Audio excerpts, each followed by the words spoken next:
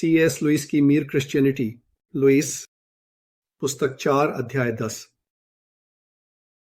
अच्छे लोग या नए लोग।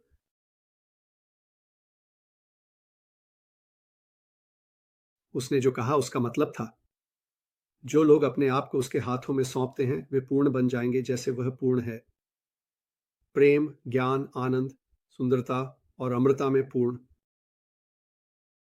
यह परिवर्तन इस जीवन में पूरा नहीं होगा क्योंकि मृत्यु इस उपचार का एक महत्वपूर्ण हिस्सा है। किसी विशेष ईसाई में मृत्यु से पहले परिवर्तन कितना दूर जाएगा यह अनिश्चित है। मुझे लगता है कि यह सही समय है एक सवाल पर विचार करने का जो अक्सर पूछा जाता है। अगर ईसाई धर्म सच है तो सभी ईसाई गैर ईसाइयों से स्पष्ट रूप से अच्छे क्यों नहीं हैं? उस सवाल के पीछे जो है वह आंशिक रूप से कुछ बहुत ही उचित है और आंशिक रूप से कुछ ऐसा है जो बिल्कुल भी उचित नहीं है। जो उचित हिस्सा है वह यह है, अगर ईसाई धर्म में रूपांतरण से किसी व्यक्ति के बाहरी कार्यों में कोई सुधार नहीं होता, अगर वह पहले की तरह ही घमंडी, द्वेषपूर्ण या ईर्ष्यालु या महत्वाकांक्षी बना रहता है, तो मुझे लगता है कि हमें संदेह करना चाहिए कि उसका रूपांतरण मुख्य रूप से काल्पनिक था। और किसी के मूल रूपांतरण के बाद हर बार जब कोई सोचता है कि उसने प्रगति की है तो यही परीक्षण लागू करने का है। अच्छे भावनाएं, नए दृष्टिकोण, धर्म में बढ़ती रुचि का कोई मतलब नहीं है जब तक कि वे हमारे वास्तविक व्यवहार को बेहतर नहीं बनाते। जैसे किसी बीमारी में अगर तापमान अभी भी बढ़ रहा है तो बेहतर महसूस करना ज्यादा फायदेमंद नहीं है। इस अर्थ में बाहरी दुनिया के लिए ईसाई धर्म का मूल्यांकन उसके परिणामों के आधार पर करना बिल्कुल सही है। मसीह ने हमें परिणामों के आधार पर निर्णय करने के लिए कहा। एक पेड़ उसके फल से जाना जाता है, या जैसे हम कहते हैं, हलवा खाने में ही उसकी असली पहचान होती है। जब हम ईसाई बुरा व्यवहार करते हैं या अच्छा व्यवहार करने में असफल होते हैं तो हम बाहरी दुनिया के लिए ईसाई धर्म को अविश्वसनीय बना रहे हैं। युद्धकालीन पोस्टरों ने हमें बताया कि लापरवाह बातें जान ले लेती हैं। यह भी सच है कि लापरवाह जीवन बातें करने की कीमत चुकाते हैं। हमारे लापरवाह जीवन बाहरी दुनिया को बातें करने के लिए मजबूर करते हैं और हम उन्हें ऐसा करने के लिए आधार देते हैं जो ईसाई धर्म की सच्चाई पर संदेह डालता है। लेकिन परिणाम मांगने का एक और तरीका है जिसमें बाहरी दुनिया पूरी तरह से तर्कहीन हो सकती है। वे केवल यह नहीं मांग सकते कि अगर कोई व्यक्ति ईसाई बनता है तो उसकी जिंदगी में सुधार होना चाहिए। वे यह भी मांग सकते हैं कि वे ईसाई धर्म पर विश्वास करने से पहले पूरी दुनिया को दो खेमों में साफ सुथरा विभाजित देखें, एक ईसाई और दूसरा गैर ईसाई, और यह कि पहले खेमे के सभी लोग किसी भी दिए गए क्षण में दूसरे खेमे के सभी लोगों से स्पष्ट रूप से अच्छे होने चाहिए। यह कारणों से असंगत है। पहली बात, असली दुनिया की स्थिति इससे कहीं ज्यादा जटिल है। दुनिया 100% ईसाई और 100% गैर ईसाई में विभाजित नहीं है। ऐसे लोग हैं, बहुत सारे लोग, जो धीरे धीरे ईसाई बनना बंद कर रहे हैं, लेकिन जो अभी भी खुद को इस नाम से बुलाते हैं। उनमें से कुछ पादरी हैं। कुछ और लोग हैं जो धीरे धीरे ईसाई बन रहे हैं, हालांकि वे अभी तक खुद को ऐसा नहीं कहते। ऐसे लोग हैं जो मसीह के बारे में पूरी ईसाई डॉक्ट्रिन को स्वीकार नहीं करते, लेकिन जो मसीह की ओर इतनी मजबूती से आकर्षित होते हैं कि वे एक बहुत गहरे अर्थ में उसके हैं जिसे वे खुद भी समझ नहीं पाते। अन्य धर्मों में भी ऐसे लोग हैं जो भगवान के गुप्त प्रभाव द्वारा उन हिस्सों पर ध्यान केंद्रित करने के लिए प्रेरित हो रहे हैं जो ईसाई धर्म के साथ सहमत हैं, और इस प्रकार वे मसीह के हैं बिना जाने। उदाहरण के लिए, एक अच्छे इरादे वाला बौद्ध अधिक से अधिक करुणा के बारे में बौद्ध शिक्षाओं पर ध्यान केंद्रित कर सकता है और पीछे छोड़ देना, हालांकि वह अभी भी कह सकता है कि वह विश्वास करता है, बौद्ध शिक्षाओं पर कुछ अन्य बिंदुओं पर। बहुत से अच्छे पगन मसीह के जन्म से बहुत पहले इस स्थिति में हो सकते थे, और हमेशा निश्चित रूप से बहुत से लोग हैं जो बस मानसिक रूप से भ्रमित हैं और उनके पास बहुत सारी असंगत मान्यताएं हैं, सब कुछ एक साथ उलझा हुआ। इसलिए ईसाइयों और गैर ईसाइयों के बारे में सामूहिक रूप से निर्णय लेने की कोशिश करना ज्यादा फायदेमंद ही है। बिल्ली और कुत्तों या यहां तक कि पुरुषों और महिलाओं की तुलना करना कुछ हद तक उपयोगी है, क्योंकि वहां यह निश्चित रूप से पता होता है कि कौन सा क्या है। इसके अलावा जानवर न तो धीरे धीरे और न ही अचानक एक कुत्ते से बिल्ली में नहीं बदलता। लेकिन जब हम सामान्य रूप से ईसाइयों की तुलना गैर ईसाइयों से कर रहे होते हैं, तो हम आमतौर पर उन असली लोगों के बारे में नहीं सोच रहे होते जिन्हें हम जानते हैं, लेकिन केवल दो अस्पष्ट विचारों के बारे में जो हमें उपन्यासों और समाचार पत्रों से मिले हैं। अगर आप बुरे ईसाइयों और अच्छे नास्तिकों की तुलना करना चाहते हैं, तो आपको उन दो असली उदाहरणों के बारे में सोचना चाहिए जिनसे आप वास्तव में मिले हैं।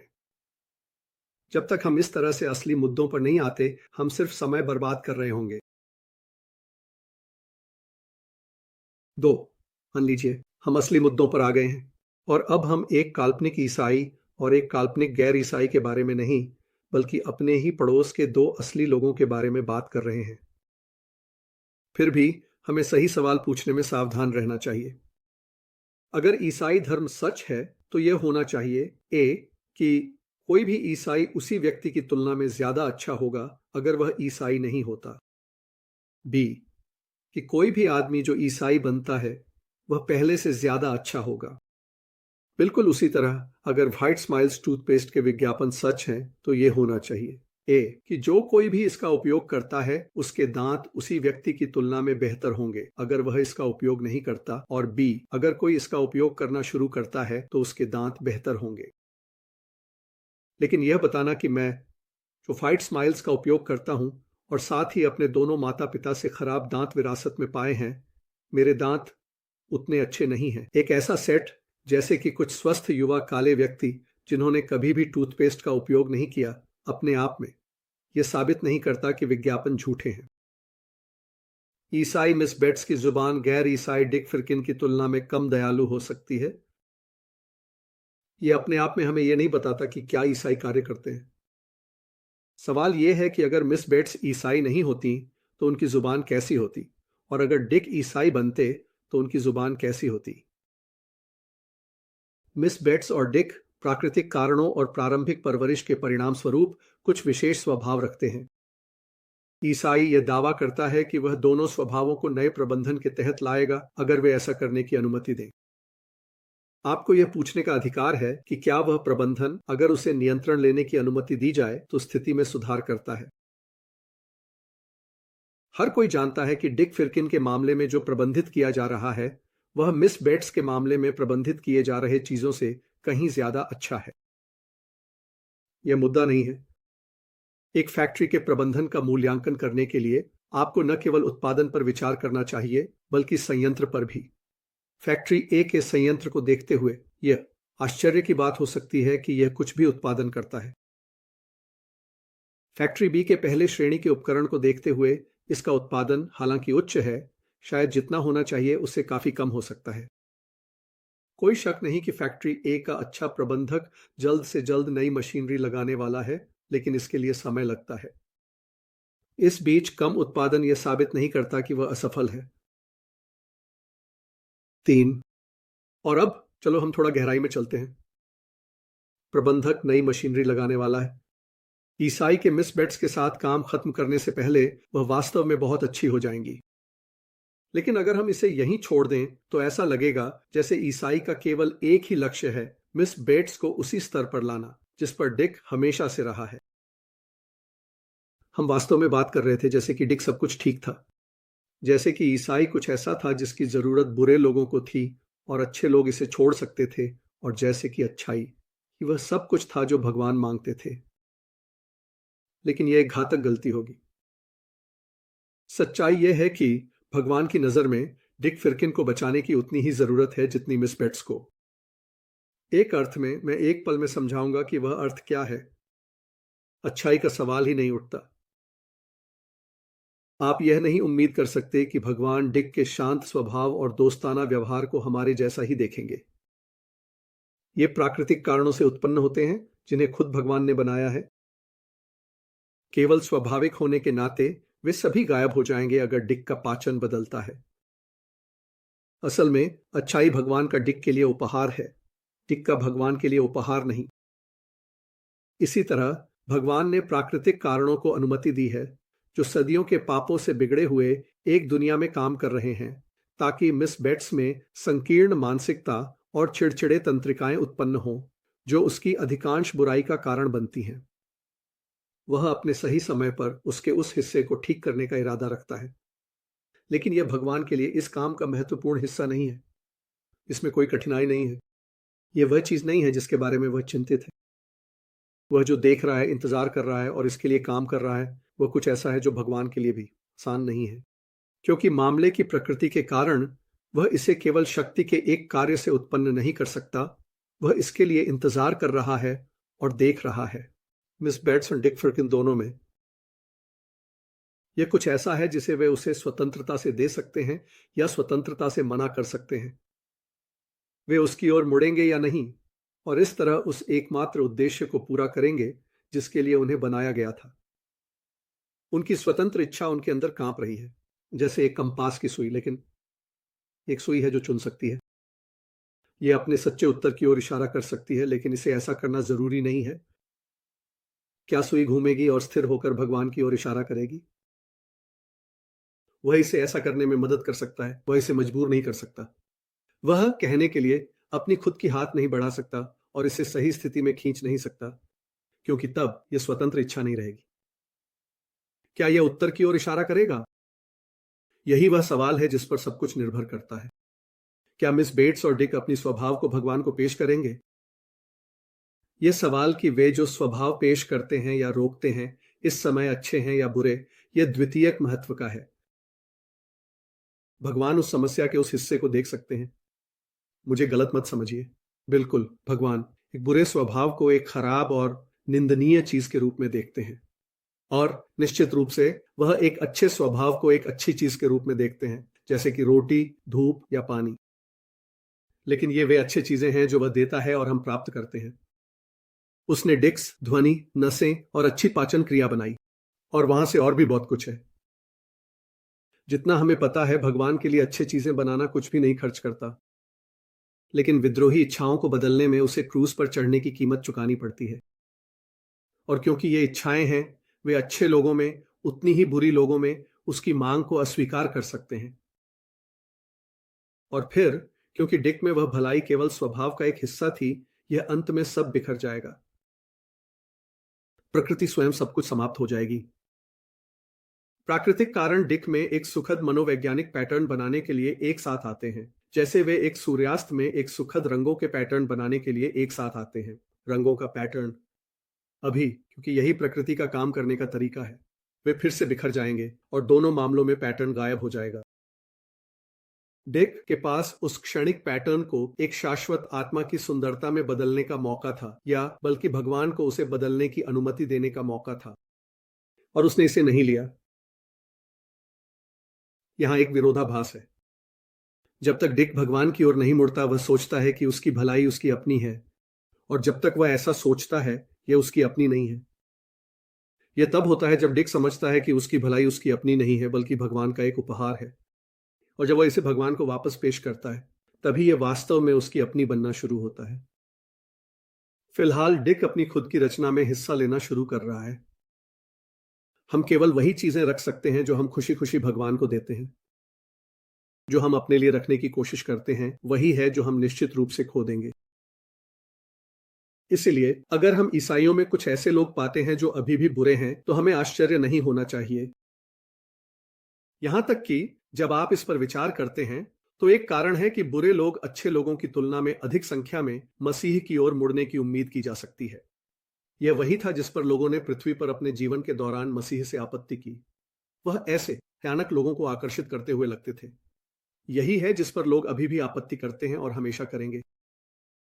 क्या तुम नहीं देख रहे हो क्यों? मसीह ने कहा, धन्य हैं गरीब लोग, और अमीरों के लिए राज्य में प्रवेश करना कितना कठिन है। और इसमें कोई संदेह नहीं है कि उसने मुख्य रूप से आर्थिक रूप से अमीर और आर्थिक रूप से गरीब का मतलब लिया। लेकिन क्या उसके शब्दों का एक और प्रकार की धन और गरीबी पर भी लागू नहीं होता? बहुत सारा पैसा होने के खतरों में से एक यह है कि आप उस तरह की खुशी से पूरी तरह संतुष्ट हो सकते हैं जो पैसा दे सकता है, और इस तरह आप भगवान की आवश्यकता को समझने में असफल हो जाते हैं। अगर सब कुछ बस चेक पर साइन करने से ही आता है, तो आप भूल सकते हैं कि आप हर पल पूरी तरह से भगवान पर निर्भर हैं। अब बिल्कुल स्पष्ट रूप से प्राकृतिक प्रतिभाएं भी इसी तरह का खतरा लेकर आती है। अगर आपके पास मजबूत नसें, बुद्धिमत्ता, स्वास्थ्य, लोकप्रियता और अच्छी परवरिश है, तो आप अपने चरित्र से काफी संतुष्ट होने की संभावना रखते हैं। जैसा है, भगवान को इसमें क्यों खींचना? आप पूछ सकते हैं। एक निश्चित स्तर का अच्छा व्यवहार आपके लिए काफी आसानी से आता है। आप उन दयनीय प्राणियों में से नहीं हैं जो हमेशा सेक्स, शराब की लत या घबराहट या बुरे स्वभाव से ठोकर खा रहे होते हैं। सब कहते हैं कि आप एक अच्छे इंसान हैं और खुद भी इससे सहमत हैं। आप शायद यह मानने के लिए काफी प्रवृत्त हैं कि यह सारी अच्छाई आपकी अपनी मेहनत का नतीजा है और आप शायद किसी बेहतर प्रकार की भलाई की आवश्यकता महसूस नहीं करते। अक्सर जिन लोगों में यह सभी प्राकृतिक प्रकार की अच्छाई होती है, वे अपने लिए मसीह की आवश्यकता को पहचानने के लिए तैयार नहीं होते, जब तक एक दिन प्राकृतिक अच्छाई उन्हें धोखा देती है और उनकी आत्मसंतोष की भावना टूट जाती है। दूसरे शब्दों में, इस अर्थ में अमीर लोगों के लिए राज्य में प्रवेश करना कठिन है। बुरे लोगों के लिए यह बहुत अलग है। छोटे, नीच, डरपोक, विकृत, पतले खून वाले, अकेले लोग या भावुक, संवेदनशील, असंतुलित लोग।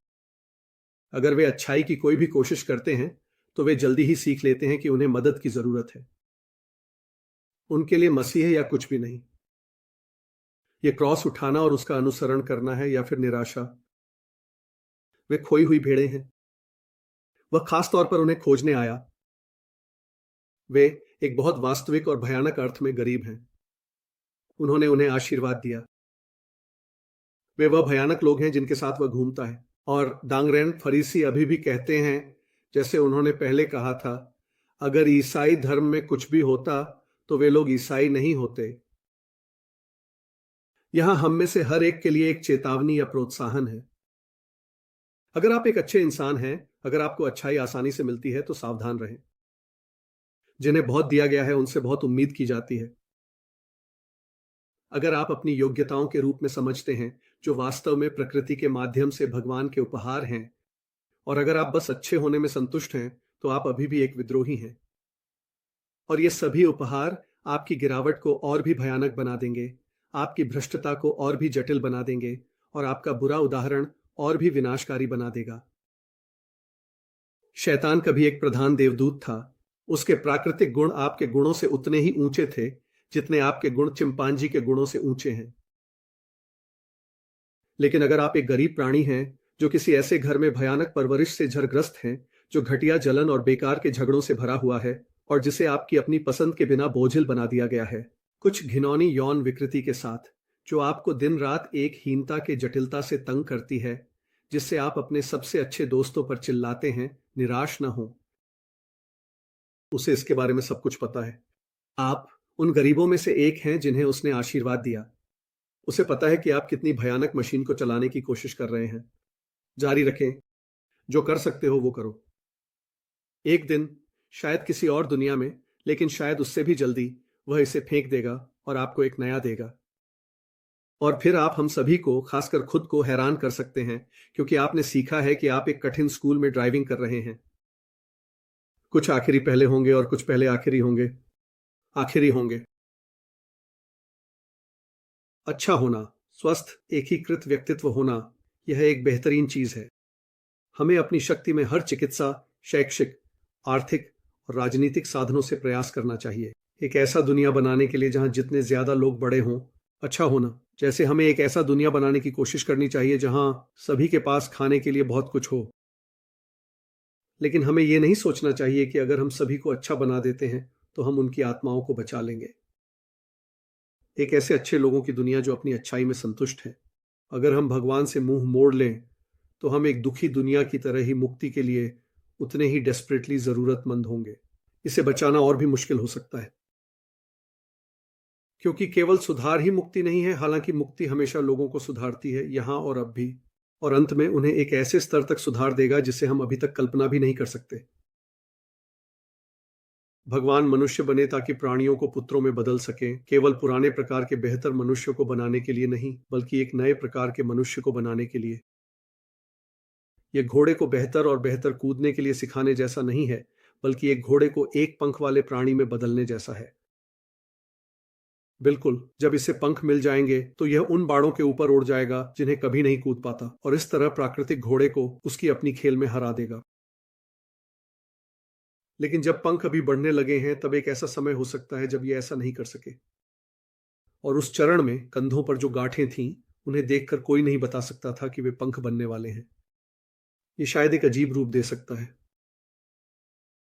लेकिन शायद हमने इस सवाल पर बहुत ज्यादा समय बिता लिया है।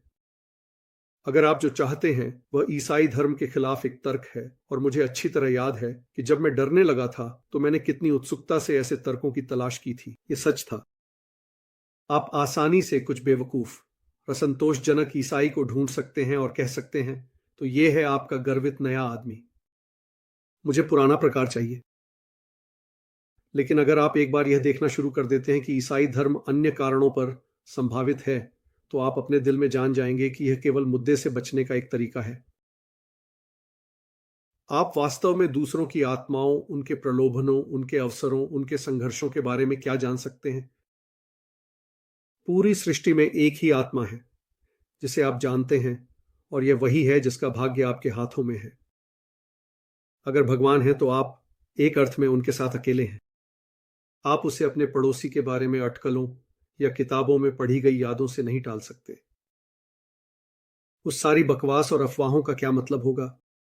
क्या आप इसे याद भी रख पाएंगे जब एनेस्थेटिक धुंध, जिसे हम प्रकृति या असली दुनिया कहते हैं, गायब हो जाती है, और जो उपस्थिति आप हमेशा महसूस करते आए हैं वह ठोस, तात्कालिक और निवार्य हो जाती है?